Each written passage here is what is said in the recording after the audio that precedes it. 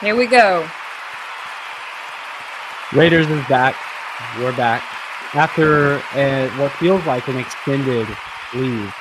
Was it an extended leave? How long have we been gone now? It's been a minute because you've been all over the world a little bit. Yeah. And moving house. A lot of stuff's happened in the interim, but this has been the craziest and longest month of my entire life. So for everybody watching, since the last time that we spoke, my wife graduated dental school. Congratulations, Lauren. Yep. Congratulations, Lauren. So she was in dental school for 4 whole years, and that was why we moved to San Antonio together. So she finally graduated. Our whole, both of our families came down and saw the graduation, and that was a weekend long ordeal. The day after graduation, everyone went home, and my mom stayed behind, and we packed up our entire apartment in one day, loaded it into 2 U-Hauls that my wife and I drove a 20-footer, she drove a 10-footer. We drove those to East Texas, and my mom drove my truck. And then I think her brother drove her car. So this is a big ordeal. Convoy. We go to East Texas, and then we have to stop there because right in the middle of our moving process, I got invited to go on Joe Rogan. And yeah, you did. Which was totally surreal. And I had absolutely no prep time at all. Yeah, it was quite quick since you got the invite and then literally had to be on the show. It's like, yeah, it was. You had no time to prep. It was the next week. So I got. Well, I'll tell everybody how it happened. So I had my buddy that lives in Canada. He came down and stayed with me for a week. He's a CrossFit instructor, and there's this big, I don't even know, it's like a CrossFit school or thing that happens in San Antonio. So it just happened to work out. He came and stayed with us, and I was picking him up one afternoon. It was like 5 p.m. And I looked down at my phone, and it said, Joe Rogan followed you. It was on Instagram. And I was like, surely not. Surely this must be a bot or something. Exactly. This must be a bot, or it must be some, fan account, like a fan page or something. And so I opened it up, and it said 19 million followers. And I went, no way. Surely he didn't just DM me and ask me to come on his show. And I click messages, and it said, hey man, I loved you on such and such podcast. Would love to have you on my show. And my whole world just stopped. And totally surreal feeling. And then my sister, who manages my social media, she called me immediately after that, and she said, check your social media right now. And so anyway, this is not a drill. Rogan has messaged you. So we got my whole family on the phone and told everybody, and everybody was excited, and it was really, really surreal. But yeah, I had no prep time because a day after that, my buddy was leaving and going back. And then the next day or the day after that was Lauren's graduation. So all of this was like back to back to back to back. Yeah. This whole month has been. And so we'll dive into the Rogan stuff. But so we're moving up, and then I have to stop. So we drive everything from San Antonio to East Texas. And then the next day, I've got to get in the car and drive back from East Texas back down to just north of San Antonio, where Austin is, go on Rogan. And I didn't want to tell him that I was in the process of moving, and that, I didn't really know how exactly I was going to get there, whatever. So I just told him, yeah, I'm just living in San Antonio. I'll just drive up. But in reality, I had to drive across the state twice to do it. And I didn't want to be like an inconvenience, or, because he invited me, I think partly because he knew I'm just right down the road. And so I got my own hotel, and which I told my podcaster friend, Julian Dory, that I got my own hotel. And he was like, you went on Joe Rogan and bought your own hotel? Good for you. Polite. That's a very British thing to do. That is overly polite. Really? Yeah, but British people are like, no, don't worry, absolutely. I'll pay for myself. I'll pay for you. Like, yeah, well, I would say, well, I don't know if how much you call Texas, like Southern Texas is kind of its own thing, but like Southern hospitality, like I think a lot of people, I don't know, I just don't want to be an inconvenience to anybody. I'm blessed that I get to go on the show, so the least I can do is get a hotel room. It's worth it. It's worth it. What an experience.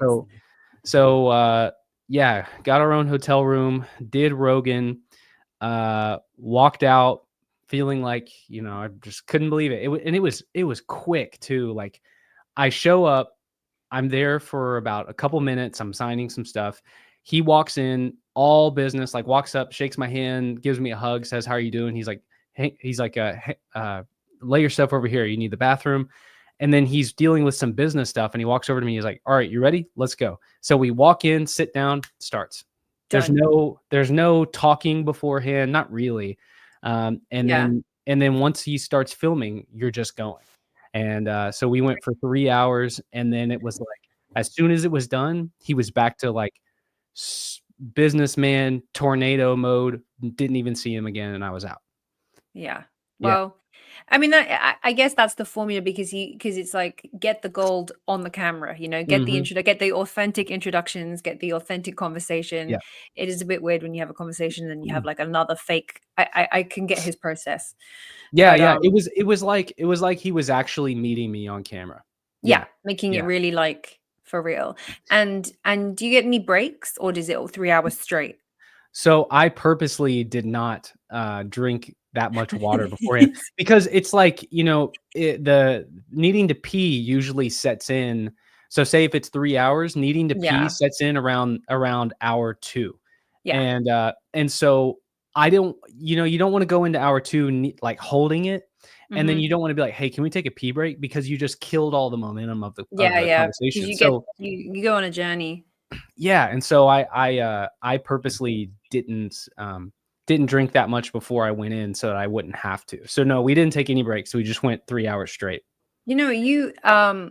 You appeared, considering it was your first time, and you're like one of the youngest people to ever be on Rogan. Oh, Um, oh my gosh. yeah, you're like the third youngest ever, right?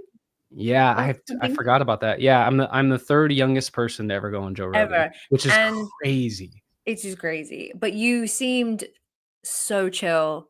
And so, like, I know that if I went on Rogan, I would be so overexcited. I would start talking 100 miles an hour. I wouldn't finish my sentence. I would forget everything I ever knew about ancient history ever. And yeah, you just look really chill. And you were Oh, coming across. you would kill it. You would crush it. I know you would. It's so I went into the conversation. I actually sort of premeditated it. Um, the thing about like me being, yeah, that's freaking crazy. Being like the third youngest person, it's somewhere in there. It's in like the lower five, and I went into the conversation like for the last 3 or 4 years that I've been doing this, being the youngest person in this space, um, you know, trying to come in with like a lot of humility and I'm very thankful, such and such person gave me the opportunity to be on your show, like, and I think for a long time I was kind of like the guy with the young kid with a good head on my shoulders, bright future, blah blah blah. And I knew that going into the podcast, I had worked a long time and put in a lot of work to have the opportunity to be able to go on Rogan. Um, and I guess like speaking candidly, I guess I always knew it would happen. I didn't think it would happen so quickly. Like I had thought maybe 3 or 4 years from now, a little bit older, more experienced, I'll have more to say and then I'll go. And then the opportunity gets thrusted on me like 3 or 4 years before I thought it would happen. But I knew that I wanted to go in just being like, uh, as though I should be having this conversation Yeah, with just Joe, having a chat. Yeah. Yeah, yeah. Like I'm not going in as though Joe is reaching down and helping me and picking me up. It's I'm genuinely interested in talking to him just as much as he's interested in talking to me, and I should be having this conversation with him. Yeah. And so I went in like I went in. I had made that decision that at this point I wasn't going to come and present myself as though I'm this young person or whatever. Yeah. Anyways, I was just completely myself. Oh, also, you just to say, like the timing was crazy because you were literally like the week after Sacsayhuamán, and that was what was Yeah, it, wasn't about it? a week? Mhm. And he went on, and I haven't watched all of Zai's. I've seen little clips and highlights, but I think his was pretty wild, and yeah, it was just what a contrast that you got to sort of go back to back with Zahi. So I know. Yeah, he was. I don't know how many people were in between us. Maybe like 2 other episodes, but we were back to back for ancient civilizations episodes. Like I Nice. followed him up in that conversation. But we only talked about Zahi, I don't know, maybe just like in the first couple of minutes or so. Yeah, it was crazy. I just, it was a blur, and I can't even believe that it happened. And now we're 3 weeks afterwards, and it's like life just continues on as normal. Yeah. I had to drive the next day. Well, okay, so I didn't sleep at all that night. Just wired. What people Yeah, don't know is you were totally drunk the whole Rogan show. yeah. That's why you were so cool. Yeah. And so yeah, I didn't sleep at all that night. I slept for probably about 20 minutes. Wow. Legitimately, I slept 20 minutes that night. And so the next day we were supposed to drive U-Hauls across the country. I just couldn't do it. So we hung out one more day at my in-laws, and then the next day we drove our U-Hauls from Texas to Georgia, and then the next day we drove them from Georgia up to our new house, and we in North Carolina, and we unloaded everything, and then my dad came and we unloaded everything, and it's been crazy. So we had 2 or 3 days to get everything unloaded, and then my wife and I, Lauren, we flew down to Peru, and we spent a couple weeks in Peru, almost a couple weeks. And so it's just been, you guys' story. that was all 1 month. I was watching both of you guys' stories, fully jealous because it looked beautiful. Peru looked stunning, and I can't believe you haven't been. I haven't been. No, I've landed in Chile. I landed in Santiago Airport to do the Easter Island transfer. That's the only bit of like South America That's right. that I've. That was traumatic. It was traumatic. I haven't done any of South America. It's on the list. I really want to do. I want to do Petra, Jordan, and I want to do Montana Wall. So I think it's like Petra, Jordan, Montana Wall, and then Peru is like my next 3. Well, maybe we do Raiders in Egypt, and we follow it up with Raiders in Peru. Yeah. Well, now you've done the recce, so that would be cool. Yeah. So this was my 4th time to Machu Picchu this trip, so I'm very familiar with so you can just lead the tour. That'll be great. I'll just take the photos. Well, it might be kind of cool, like come along and experience Peru for the first time with Johanna, and I want to like be brand new with me. You can I'm so excited to see it though, because Peru is such a head scratcher, because you can clearly see. I like looking at ancient sites and picking out the levels, like the onion layers of the different styles of architecture, the different aesthetics that I think are like all are in there. And I can see it in Egypt. It's all muddled together like a soup. But it's a bit clearer in Peru because it is physically layered. And you've got these massive bottom megaliths, and then you've got like the Inca stuff, and then you've got the later. And it's just like, to me, it's just so clear that there's very clearly been adaptations and generations of repair work and things and regeneration projects, but it's crazy. Peru is seriously the weirdest place I've ever been.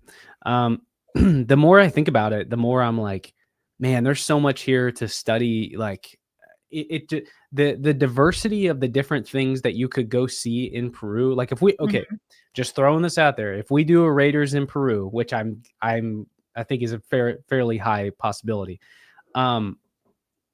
We're definitely going to do the Sacred Valley, which is where you start in Cusco, you go to Ollantaytambo, Pisac, and Machu Picchu. But if we can squeeze it in, we should go out to Paracas and Nazca and get everybody up in those propeller planes, and they do the figure eights over the Nazca Lines, and you've got elongated skulls. You've got these weird. Have you seen these alien-looking mummies that are supposedly being dug up from the ground in Peru? The little dudes that are like this big? Well, there are some that are full size, like 5'5" people now. Oh, okay. Yeah. There's I think there's 7 of these mummies that are being brought out, and they're tridactyl, so they've got these. Yeah. They've got 3 fingers, which sounds totally bonkers. Oh yes, no, I've seen the 3-fingered mummy. So that's the thing about Peru and things, is because there's almost such weird stuff that people just automatically they go, well, it just has to be fake because there's no way. It's too weird to be even a variation of creature or humanoid, but the skulls. I can't believe that we have fetus skulls that are elongated. There is no way that you can Yep. bind a fetus. Like it's already inside you, inside. So I'm like, why is that not being like the forefront of so many studies, that we had these fetus humans that had these elongated skulls, or the skulls that have the clear, like they're missing like the entire, that, you know, we've got like the trifold Mhm, in our mhm. skulls, and they're like missing a whole one. And it is very clearly because you've got large percentage of the Peru skulls are like bound, because people were obviously imitating these other people that Yeah. had long. And it just baffles me that it exists and everyone is in kind of agreement, like, yeah, it's natural, but like everyone's just kind of chill about it and like, yeah, we don't really know. I'm like, what? Yeah, yeah. Well, there's such a I don't know, there's such a hesitance to anything like in the archaeological space, there's such a hesitance to anything that's sensational. Hmm. That sounds like it's a little too far out there that I honestly th I honestly I don't know if there's, like, actual gatekeepers out there that are stopping these things from being studied. I think people are just scared to study them because if you start going down that route, you can say some crazy stuff, or you can start kind of, I say Yeah. crazy, but things that are very sensational as compared to what the rest of the realm studies. And so if you go down that route, I don't know, something bad could happen to your archaeological career, or you could make yourself look bad. Like they're just scared to dive into these things. Um, Now, I will say I think that the little tiny ones are pretty suspicious. I can't say too much, but I've seen I've seen some stuff about them. I don't know what I can say and what I can't say. Mhm. You and I can talk off camera about it, but um, there are some of them that are a little weird, like that'll have some eggs inside of them. They X-rayed them and there's eggs inside, and that's Yeah. odd to me. But the larger ones, the ones that are human sized, that are actually in the curled, like fetal position, like Hmm. so many people in the ancient world, in prehistoric times are being buried. Those are very compelling to me. Now I'll say what I think the most realistic thing I can think of, because people have been studying these mummies for 8 years. Scientists have been going down to Peru and studying these mummies for 8 years now. And as far as I can tell, there hasn't been like a definitive study that's definitively proved that the large ones are a hoax. Maybe they will, maybe they won't. The thing I wonder is, what if it's not just an ancient Frankenstein project where, you can see that people in Peru and people all across, well, I should say South America, all across the Americas are into skull binding. They're into deformities. They're fascinated by these things. Like I think you and I have talked about on the show, how the Olmecs were into, they may have had ectodermal dysplasia where they were purposely breeding people with these fangs, but Oh yeah. they didn't have learning disabilities. And then when the Spaniards got to Montezuma's palace in the Aztec capital of Tenochtitlan, up inside the palace were all these weird deformed people, like almost like creatures that the Spaniards hadn't seen before, but Deified, they were being not vilified. deified. Yeah, Yeah. and they were being lavished, and they were, held in high regard. They weren't outcasts like maybe the way the Greeks or the Romans would to, Hmm. strange deformed people. And Yeah. so my curiosity here is, what if this is just an ancient Frankenstein project that we're seeing ancient people? I don't know if Collect. they're Yeah, you're I don't know right. if they're Collecting. breeding or if they're quite literally just creating something new. Yeah. And maybe it was never even alive. I don't know. But when I if these mummies were to come out of if they were to come out of Egypt, I would be even more kind of, I don't know about that. But the fact that they come out of Peru is just the weirdest place I've ever been. And so it's like, oh yeah, well, of course these things would pop up here because it's such a freaking weird place.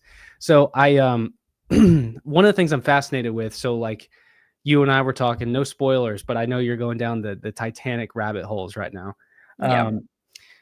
The rabbit hole that I am deep, deep down right now is the Nazca Lines. And I have always known that they're so strange. I mean, they really are so strange. These mile-long, perfectly straight lines in the desert, thousands of them that all kind of cross over each other, and sometimes there's they make a spiral, or they make. Mhm. Have you ever seen the one that's like the little alien guy where he's waving and he's got the two big eyes and looks like he's got a Yeah. circular face? Yeah. Well, Oh, wow. it is probably the most peculiar thing that I think any ancient people ever did was these Nazca lines. And so I got a book. I ordered this book that's like it's a PhD, and he's just writing down everything he's ever learned about the Nazca in this book. And I think it's called The Nazca People. And so I read the whole chapter last night on the Nazca lines.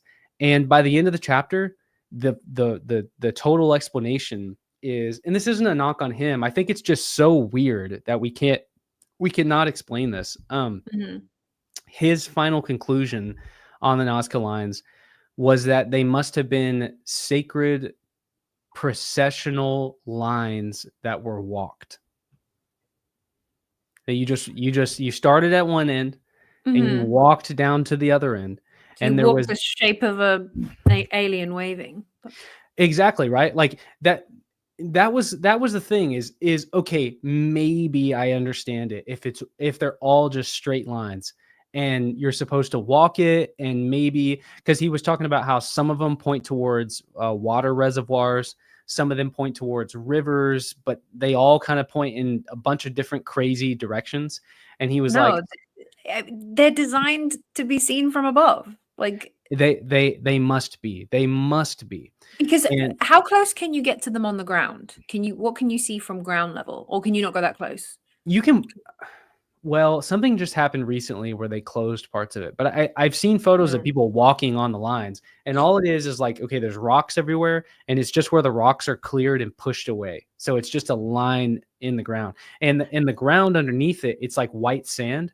So Wow. that white sand really pops off of Yeah. the ground, like, or off of the volcanic rock above So it. it's super low tech, basically. It's just like rocks and sand, but Physically, it's super low tech, yeah. super low tech, but then it becomes crazy because when you go to a great height, like how do you even check that you've got, like the eyes correct, or how do you have to be in the air. You would have to be in the air, or you have to have a ridiculous amount of planning. You know what I mean? Like the Yeah. sophistication is in the planning. And so so yeah, what he was kind of saying was that he thinks that they would walk the geoglyphs, or the images. So okay, the famous monkey with the spiraled tail. I'm sure you've seen this guy before. Mhm. Um, they would say that they would, or he was saying that maybe they would walk the glyph to evoke the essence or the power of a deified version of the monkey. I'm just like, man, I get it. I get it. It's impossible to explain what these things are. Nobody actually knows. But the explanations that are put out sound really silly. Like, I don't know what the actual explanation is. Um, but that explanation sounds very silly. The idea that, this is clearly, in nowhere in this chapter did I find anything about these are images that are made to be seen from the sky, clearly. Um, I think that's what they are. Whether or not the Nazca are actually able to get in the sky, I mean, that I don't know. I guess I inherently doubt that they're able to actually get in the sky, but clearly these are images that are meant to be projected up towards like the heavens, you know? Something. Or So but even if they, were mirroring things that they saw in the sky and like marking it out, it's still very weird because maybe like shapes and constellations and things aligning for sure, but like a full-on monkey with a tail and eyes and mhm. like that's a very weird image to be getting from mirroring what There's so above. much. There's like little families of these weird tridactyl beings. So um, all over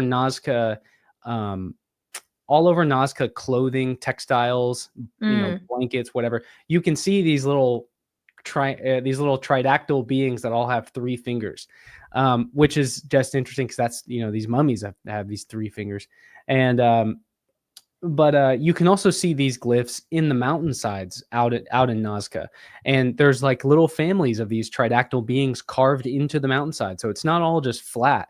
Well, Right. Repeated clearly, imagery. Okay. clearly, it's meant to be seen. Maybe not if meant to be seen from the sky. It's meant to be projected to the sky. It's meant to Yeah. be huge, and it's projecting out into the heavens.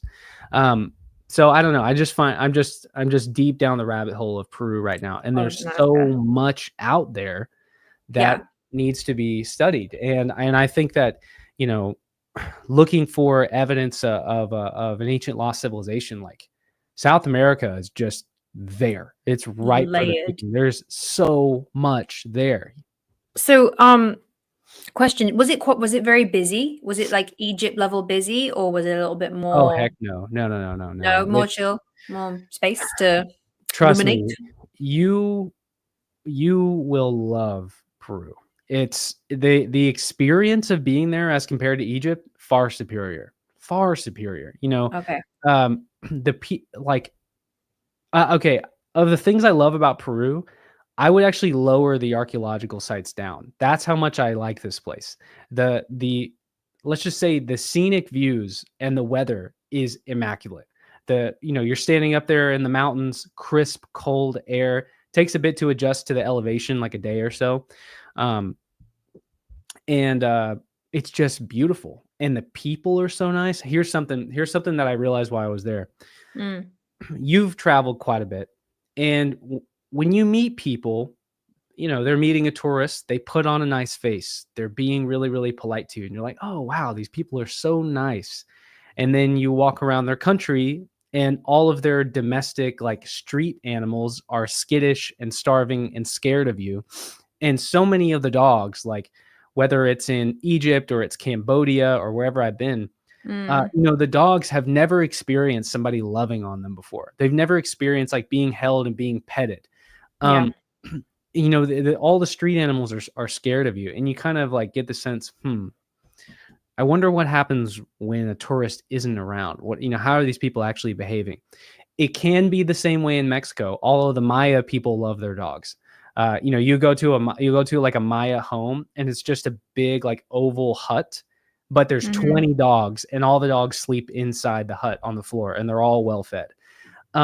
But you go to Peru, and there's street dogs everywhere, and they're all big, fat, happy dogs. And if you go, come here, come here, they'll come right up against you, and they'll lean on you and put their butt on you. They want to be petted. Like, the Peruvian people are genuinely good people Yeah. that even take care of the animals on the street. I didn't see one starving animal. You If go you around. take care of animals, it's a really good marker as your, like, integrity as a human, I think. So, Well, it's kind of but one of those yeah. things. Yeah, it's one of those things. Like, when you meet people who say, "Oh, I would never have a pet," or people who would never have pets, it's always a red flag to me. Like, Yeah. you're not a shepherd of the world. You know what I mean? Like, Yeah. clearly you care a lot about yourself. Look after the animals. Yeah, Do you know who had really good dog looking after? There was a lot of stray dogs on Easter Island, but again, same thing. They were very friendly. They weren't scared of coming up to you. yeah, The dogs were coming into the pizza restaurant. I was just giving them like all the pizza. But yeah, they seem to be fed by the locals and have their eyes on them, and they seem to be not like skinny and yeah. going through the rubbish. They were so yeah, Easter Island also had a very nice be nice to dogs from what I saw. Yeah, yeah. Well, and I just and the people at Easter Island, Polynesian, it's they share a lot of cultural similarities with people in Chile and Peru, Yeah. and the Peruvians are And just DNA, literally. and DNA literally. Um, Literally. so it was such a good marker of how nice and polite Nice. people in the locals in Peru really are, and it's more than just customer service. It's like true hospitality. It is they are just so nice. Lauren left her sunglasses on a table in one of the restaurants that we were at, and the guy saw them and ran like 200 feet out of the restaurant uphill to come bring them back Aw, to her. He didn't have to do that. And cute. I can't think of any country where somebody would do that I've traveled in. Not in England. They'd be Oh gone. yeah, yeah, exactly. Not in the States either. And Yeah, just a really amazing place. The food, oh my god. Was the food good? It's by Yeah. far it is so affordable and so much better for you than American food. The Mhm. last night, Lauren and I ate at this, steakhouse where they bring the steak out to you on this cook or on this, like, stone, and, it's homemade tortillas that you break apart, and there's homemade guacamole, and it was just Mm, oh my gosh, it was like fresh. yeah, it was so nice that Lauren and I are like, "We shouldn't be here," you know? We We should don't move eat to it Peru. What yeah, are we doing? we don't eat at fancy steakhouses in the States. It's too expensive, and the Yeah. steak you get looks like it's fit for a cat, and, you know, and then you leave and you need to go get, you know, McDonald's to fill yourself up again. It's just a waste of your money, and, so but, you know, Peru is amazing, the people are amazing, the food is amazing, and then the archaeological sites are amazing, like, Yeah. you know, you walking around Cusco. I just did a video on this on my channel for anyone who has or hasn't watched it. Uh, all around modern Cusco, once you know what to look for, you realize that the modern day Spanish colonial city is just built into the ancient city. So sometimes, you know, you have these megalithic stones that are at the base of every Spanish building, and you realize that all the streets are just the original ancient streets. It's just the ancient city or the modern city is just literally plugged into the foundation of the ancient city. And so you could walk around forever and you would constantly find the ancient stonework there. Um, Like the KFC that had Inca walls? yeah, well, okay, so I was wrong about that. Oh, you are? Okay. Those are those are Inca or South American stones that were cut apart and then reassembled Ah, into the okay. KFC. Yeah, Re so yeah, reassembled. reassembled to a less substantial degree, much less substantial. Now that you know, I filmed that maybe a year ago, and I didn't realize it because you kind of have to look at the stonework a lot, and there's a lot of different types of stonework in I Peru. I did think they looked very if they were original, someone had come along and definitely, like, polished them down and smoothed them out because Yeah, they were very flat and uniform. But that happens it's interesting that that happens with that recycling thing because that happens in Egypt as well, and that's why it's so confusing when you're dating sites and being absolutely sure, about sites because there's humans have always done that. They build on top of older sites and then they reuse blocks, yeah, repurpose it, take a chunk off that and put that on there. And so, yeah. yeah. So yeah, the KFC, that's that. And then Sacsayhuamán. I can't wait for you to see this. That is the That's the big strange. boys. The big boys, the You big. yeah. So you know, you go to Egypt and all the sites you go to, you I don't know, they have at least at the very least a sense of familiarity. Like it's a you know a quadratic structure where you have four different sides to it, Mhm. and you can tell okay this is a room like let's say the Osirion. Nobody really knows what the Osirion was or what it was used for. You know, there's all kinds of stuff from the hole in the middle was meant to hold the Ark of the Covenant to well, it was the sacred burial of the god Osiris, and, you know, whatever. But you get a sense of like, okay, something's happening in this room, but we don't really know what's happening in this room. There's something important going on here, but we don't understand it.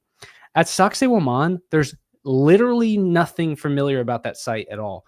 Mm. This might be a good moment to pull up a Yeah, show some images.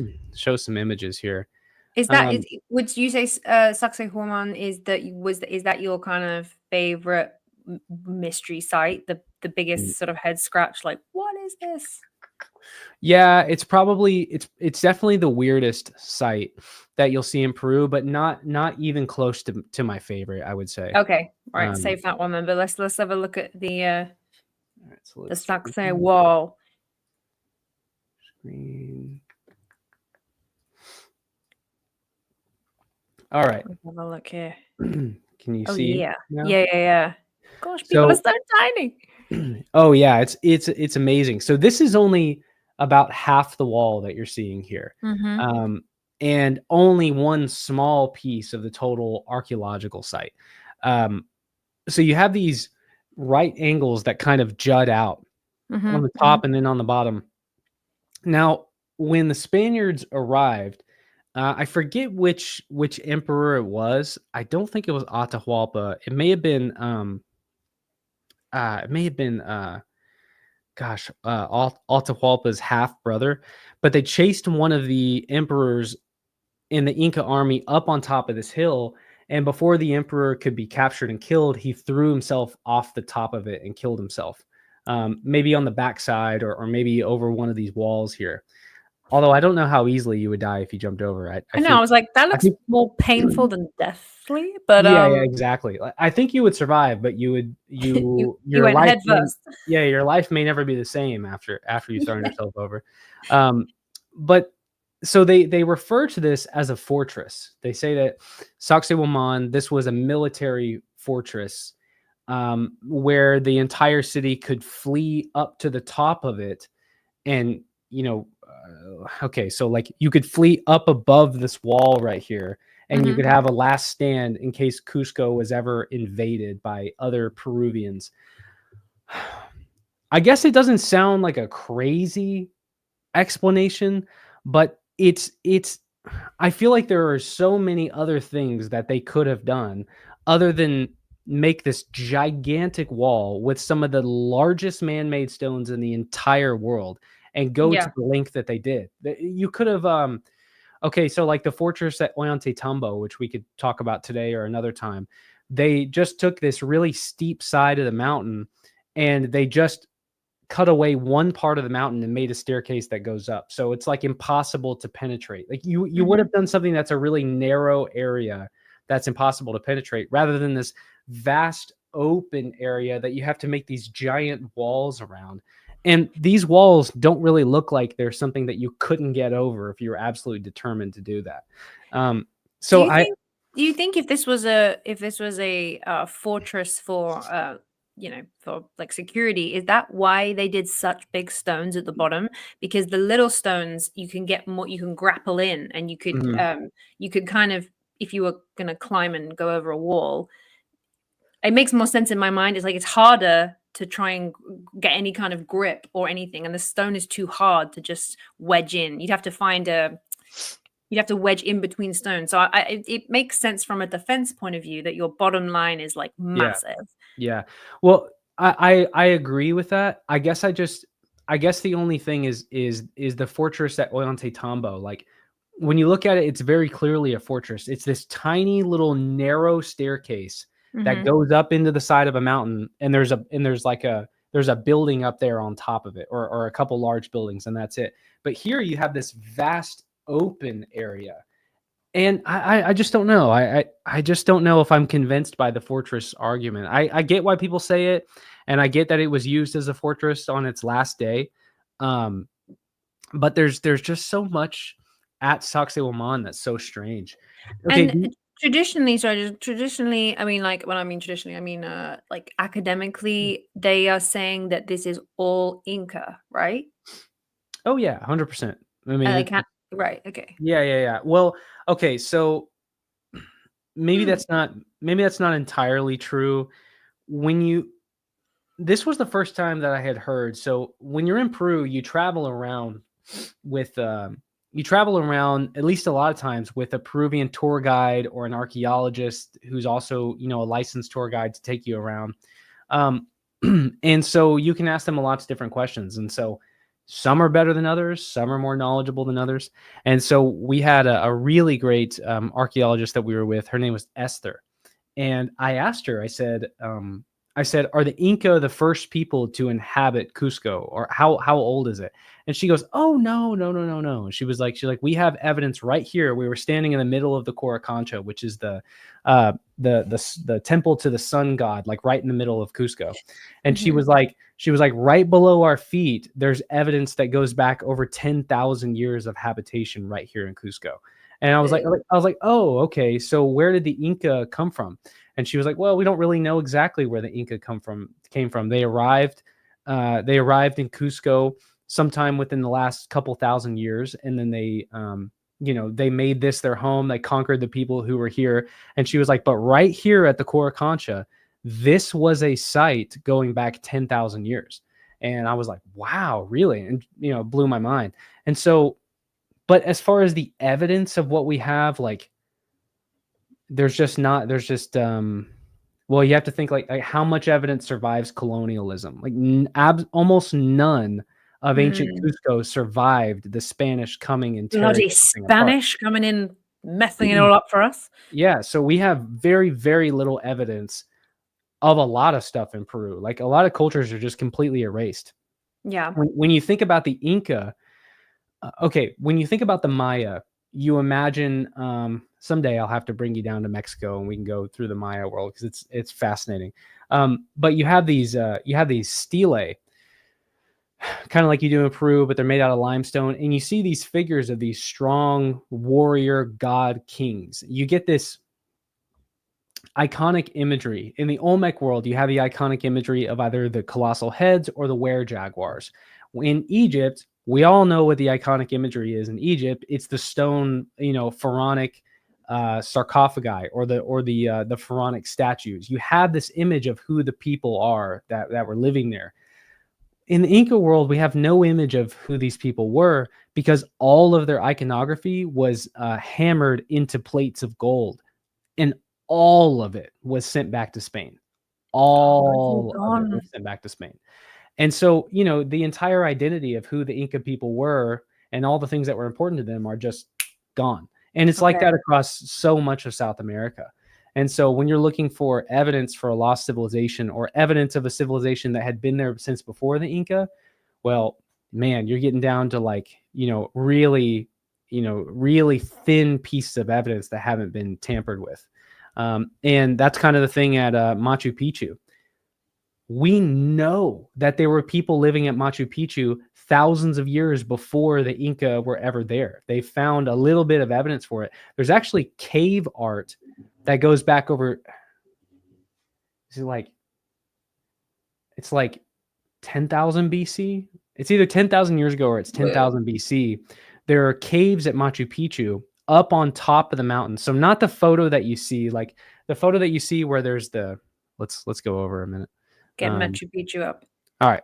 So there's basically been people everywhere since forever. No, it's not that bad. It's not even close to being. It's not even close to being as bad as Egypt. This is about right. You see that little group of people that are right there?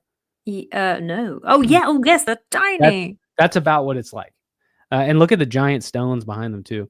And look at the giant stones that are right next to me on the left. So all the photos I'm showing, I took these photos. Those mountains are amazing. Oh, it's totally spectacular. So yeah, the mountain that you see up to the top of the left that you see in all the iconic photos, that's Huayna Picchu. Machu Picchu is the mountain I'm standing on, and it actually has a peak that goes up behind where I'm standing. Now, up on top of Machu Picchu, on the peak of it, which nobody ever sees in a photo, it's really odd. Up there, they found caves that are at least 10,000 years old with rock art and, arrowheads and like stone tools and stuff, little campsites laying around in them. But people have been living up here for a really, really, really, really, really, really insanely long time. And the reason that people ever started going up on top of Machu Picchu, my guess is sometime well over, 10, maybe 10 or 20,000 years ago, you have people walking in the valleys between the mountains, and these valleys in the Andean Amazon. So this is the Amazon. When you go to Machu Picchu, you've been to the Amazon. When you're walking around, when it rains, that whole ravine or that valley can flood really, really quickly. And it's only from modern intervention, like building dams and stuff, that it doesn't. But ancient people who are hunting or exploring or doing what they're doing out in this area of the world, they need to get up out of that valley. And so what makes me think the only reason there's a city up on top of this mountain in the middle of nowhere is because I would bet a lot of money on this, that ancient people 10, 20,000 years ago are going through this area and they hear water falling from one of the mountainsides. And from Machu Picchu, if when you're walking down the mountain or walking up it, if you listen closely, you'll hear water spilling off the mountainside. And if you follow that water, if ancient people hear that and they follow that water all the way up the mountaintop, it takes you directly to the top of Machu Picchu, where there's a natural spring spilling out of the mountainside. And so they all of a sudden they find themselves, who knows, like way back in primordial history. I mean, I can't even describe how long ago and how distant this must have been. The first people to get up there, and they realize, oh, this is an impenetrable place that no one will ever find us, and we're perfectly safe up here. And you've got water, the one thing you need. And you've got water. So what's amazing is 60% of the foundation of Machu Picchu, so below that grass you're looking at, 60% of the megalithic construction, and these are giant blocks. It's not just rubble that's being packed into the ground. You can't see all the megaliths that are in there because 60% of the construction at Machu Picchu is inside its foundation. And inside that foundation, you have man-made tunnels, obviously man-made, but you have tunnels that are meant to be walked in that have never been opened today. I think 11 or 12 years ago, they found evidence that there were tunnels that can be accessed and walked around through inside the foundation, and they've never opened it up. They're like waiting. The guy who, from what I heard, is the guy that discovered it was not an archaeologist. He was something else. I can't remember. And he brought it to attention. And then when the archaeologists went in and they scanned it, they found out that there really was a room behind this like wall that he suspected there would be a room behind. And so what they think is happening is that they're waiting until this guy dies so that a Peruvian archaeologist can go in and make the discovery. So yeah, it's pretty effed up.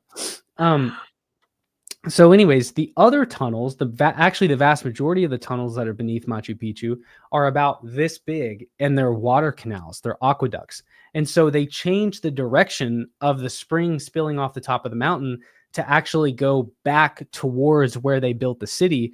And so as you're walking through Machu Picchu, there's water spilling out of all these fountains everywhere. So everyone in the city had access to the water that's spilling out from on top of the mountain. So it's crazy. And that's why crazy. Machu Picchu is by far my favorite place, or my favorite archaeological site in Peru. There's so much there. And, you have all the megalithic construction, which at Machu Picchu, by the way, every single stone is made of granite. Every single stone at Machu Picchu. Even the small little rubble you see, because the entire mountain is granite. There's nothing else. There's nothing else that's there. And so even whether it's the rubble or it's the little cellular stones or it's the huge megaliths, it's all solid granite. And so you have the highest level of, this precise megalithic construction that you find in Peru. You have the highest level of it found on top of Machu Picchu, out of the highest stone, or out of the hardest stone that these South Americans are using. Like when you're in Cusco, it's andesite, which is a little bit harder than basalt, but it's still a volcanic stone that's not quite as hard as granite. But at Machu Picchu, it's 100% granite. So it's amazing. I can't describe what it's like to stand at Machu Picchu. You'll just have to wait until we're standing there. And I'm sure that some of the people watching right now are going to be there with us, but there's nothing else like it. Even standing at the base of the Great Pyramids, the experience of it is not like standing at Machu Picchu. Really? You think Machu Picchu tops the Giza Plateau? Full on experience, yes. Wow. Yeah. As far as the total experience of being there. Yeah. As far as the total experience of being there and taking it all in, Machu Picchu is so much more private, so much more intimate. You are quite literally in the middle of nowhere. Like, people don't realize how what the heck's happening to my camera? People don't realize how hard it is to get to Machu Picchu. How do you get there? Yeah, okay. So it's not just like you can through a portal.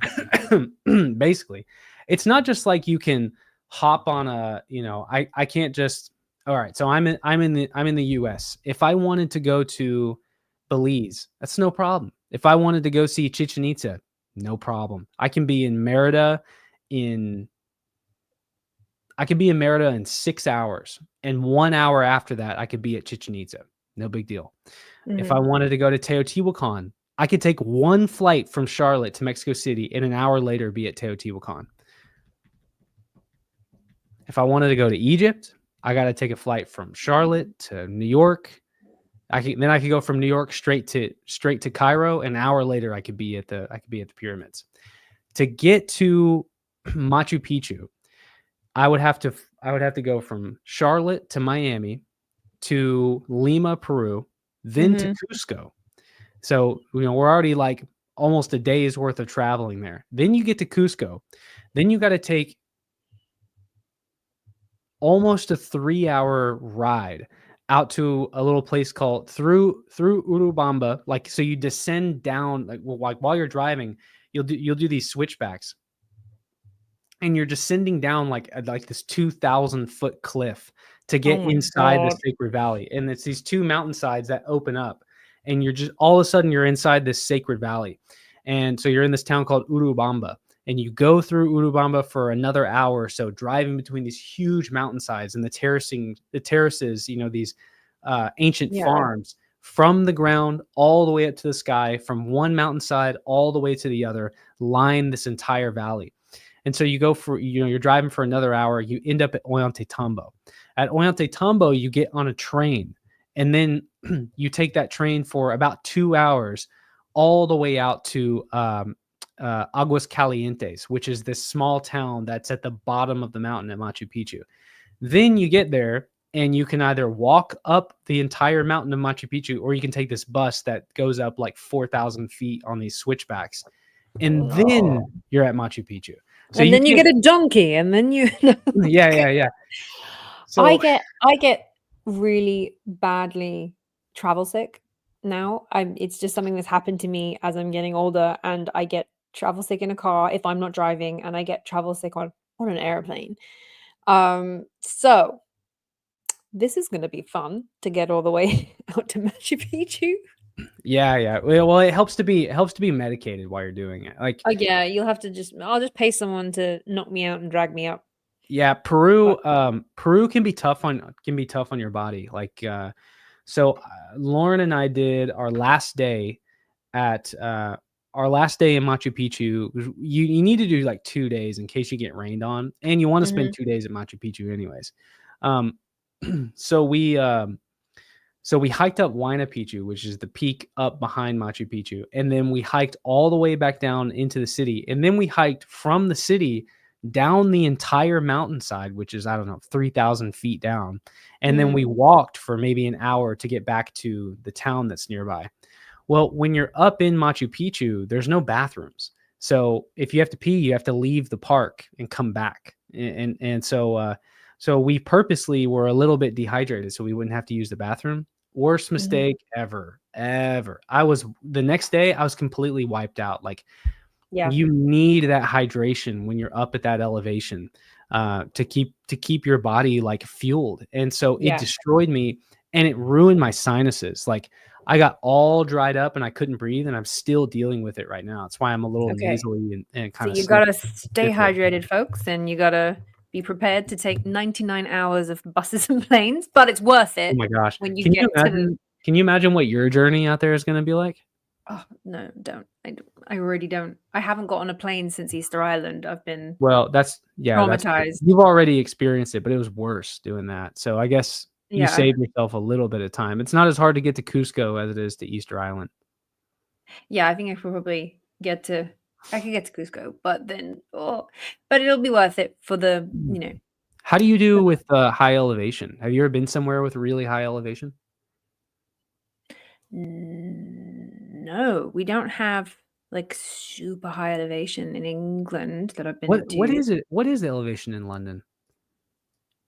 Oh, we're at minus. So London is actually in a bowl. It's in a we're lower down. So we have to have we're like a flood risk basically, and we have a thing called the Thames water barrier, which is this basically like a kind of dam, floodgates, which protects London from flooding, because if it flooded, we'd all drown. We're in a dip in London.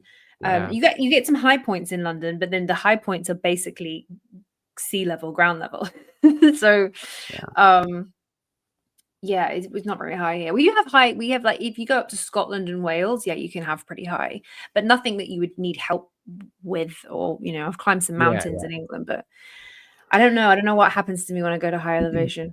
Well, that's the thing. Everyone finds out as soon as you get there. I mean, as soon as you get off the plane, you feel what the impact of high elevation is going to do to you. Some Right. people, one poor girl that came with us, she was out for 2 days, like just in her room, in Yeah, bed, like I've just heard not, that. just feeling nauseated for 2 days. For me, it's about. It takes me, I don't know, maybe like half a day to not feel dizzy, to not feel lightheaded, to not feel out of breath. Wow. It can be tough. I mean, it's 11,500 feet. Like, let me see, just for reference, where I live. I'll tell you what the elevation is, what I walk around feeling. So my elevation here is 950 feet.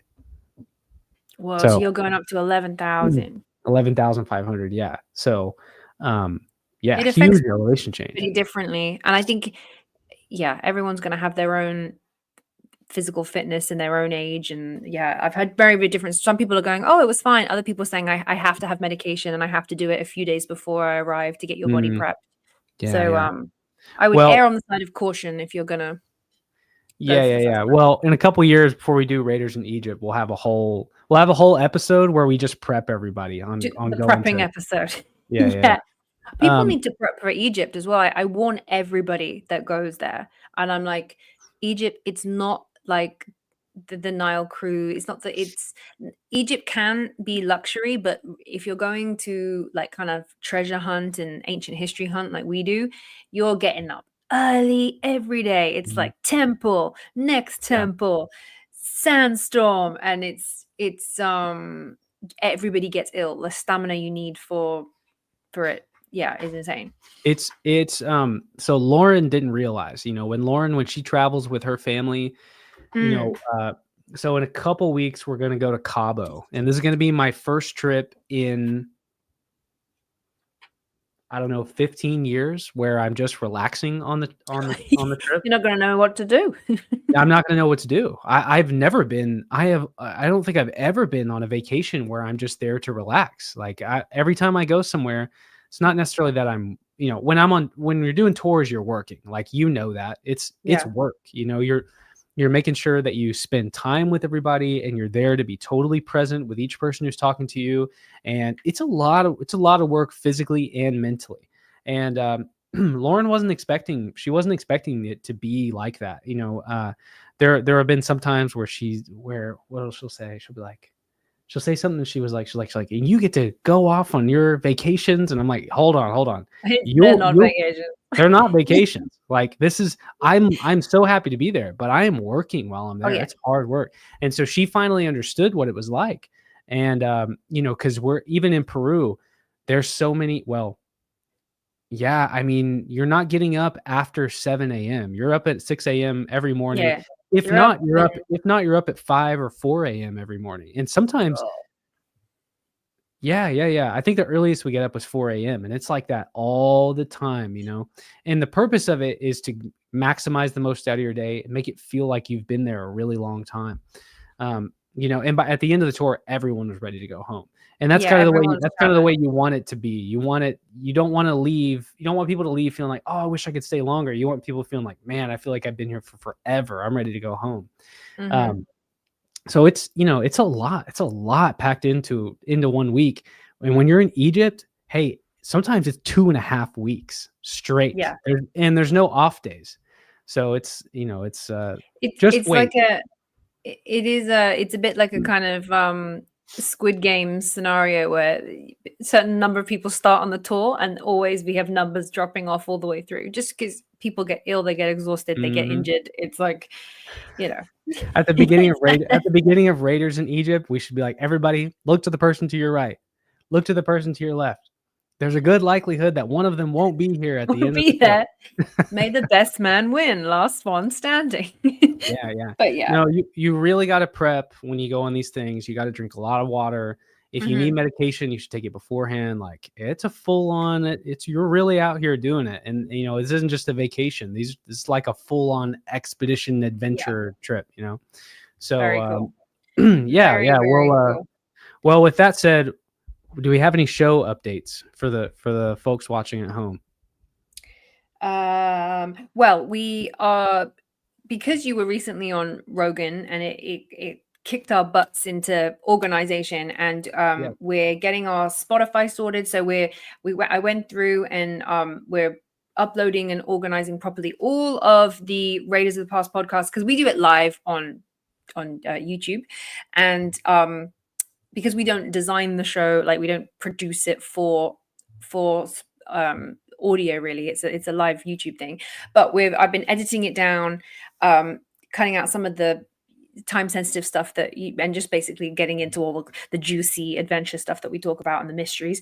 And yeah, we're uploading. So we are officially like properly going on to Spotify. So the plan is by the end of the year, you'll have everything in order and you'll be able to just like follow us and flick through on Spotify, because Spotify is really good now. You can watch videos as well. So we're going to pull all of the videos, because we're quite a visual podcast as well. We pull up things and imagery, and we chat about a lot of things we bring to the table.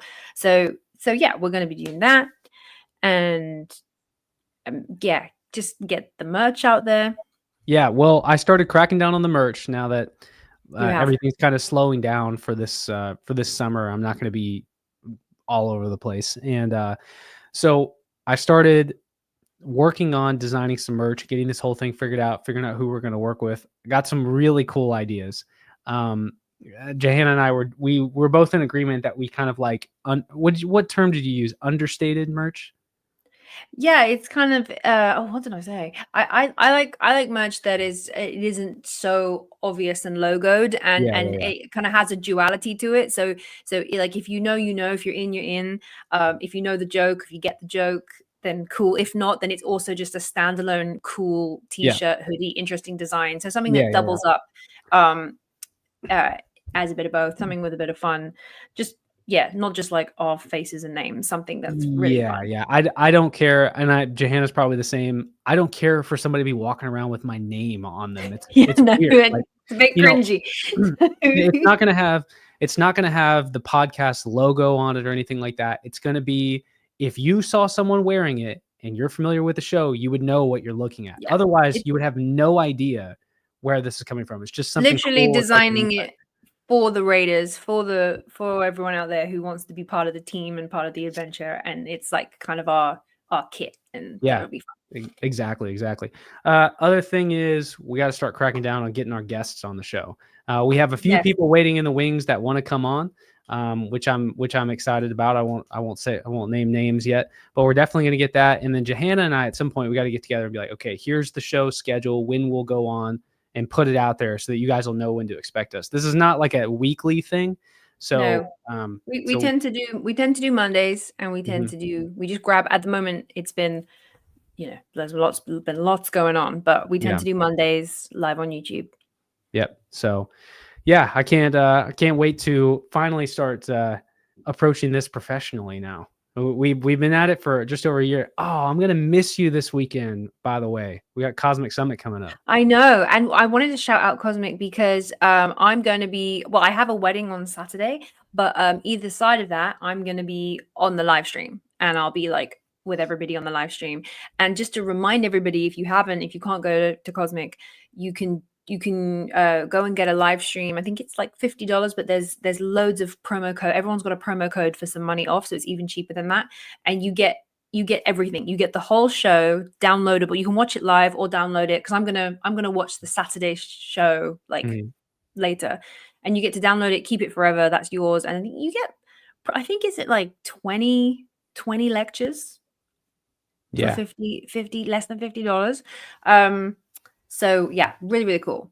And especially as in this climate with economy and how expensive it is to put everything on, it's, you never know if this is the last Cosmic. So go and get a bit of history. And if you haven't, grab your passes, because if you you can save it to the last minute, but I tell you what it does do, if you buy it a few days earlier, it helps the it helps all the show promoters be able to, you know, do their accounts and stuff, because they can get a good gauge for how many people are going to be in the live audience. And yeah. Yep, I'm pretty excited. I'm not speaking this year, but you know, Cosmic Summit, I'll say, is at least near my hometown where I just moved to, and so yeah, you have the easiest journey. yeah, I have the easiest journey of literally anybody going to Cosmic Summit. Yeah, great. So I'm excited. I got a few buddies who are flying in and staying at our new place, and yeah, it's gonna be a fun weekend. I'm looking forward to, you know, watching some of our friends present. I don't know everybody presenting. Yeah, there's but like I'm looking new forward. people. I'm so excited to see. I'm interested in almost everyone that's speaking. So I'm gonna have so much homework to do. But then yeah, I'm excited Yeah, for it. I'm excited. The other thing I'm very excited for is Johanna and I are finally going to collab on a video. Can you believe after all this time, you and I never made a video together? Yeah, that we've both super interested in we fall down rabbit holes and be like, look, I'm really interested in this right now because this is what I'm studying, and we both happen to fall down the same rabbit hole. And I was like, well, I want to make a video. Let's make a dual video. So we're gonna pop up on each other's channels. Yeah. I think that'd be. Oh yeah, that we could do that. That would be really fun. And then in the future, when you get settled in your new chapter of life, I need to come to the UK and we need to do something. We need to do something at like the Dolmen sites or the other, you know, the megaliths around Scotland or something like that. The other day on Saturday, I went to visit my grandparents. They live down in Devon, which is like the West Country. But to get the road that goes from London to Devon, you go straight past Stonehenge. So I went past Stonehenge like twice. It's right there next, like the highway, and Stonehenge is like 200 feet. Yeah. We gotta do something in person, you know, some kind of adventure video or something. Yeah. When you guys come visit us, we can do. I mean, even from London, it's like within 2 hours of London, you've got a lot of henges, and yeah. Well, that's the thing. There's so much out there that people don't realize. Like, there's stuff all over Scotland and Ireland too. You know, and people don't realize it's all the same culture. Like, you have England and Scotland, but really in ancient times, it was just the same people. And I was thinking, because they found out that the center stone of Stonehenge is from Scotland, and also, like the stone circles and the henges, but like way at the top. I've never visited the henges in Scotland. I've visited the Highlands, which is actually at the lower end of Scotland, but the tiny little islands that are up off the top, like heading into the North Sea and in Norway, it's all the same. Like, I was like, what is this culture? And it's cool, right? So we'll have to do something on it. But yeah, guys. So that's pretty much it for today. We just want to do a little chat, Peru recap, Rogan recap, touch base with you guys. Johanna and I are going to settle in and start becoming professional podcasters. So soon we'll be on like a regular schedule, and we'll, if not a regular schedule, it will be posted and you will be able to know when the live times are going to be. So yeah. So, but thanks for joining us, everybody. Yeah. Thanks for joining us, everybody. And we'll be talking soon. And also, we still have to come up with an outro. We do. Maybe we could have like a competition, and we're going to like get people to vote on our, like, what our outro slogan should be. Oh, that's right. Okay. If you guys have good ideas, leave them not in the live chat, but in the comment section below. And we're going to start sifting through them. We've got to come up with something iconic to say. Yeah. Cause I can't just, it's just nicking stuff from. Yeah. Don't forget to bring snacks and drinks for next time. Yeah, everyone should bring snacks and drinks. Obviously, it's a live podcast. So, all right, everybody. Over and out. We'll be talking again very soon.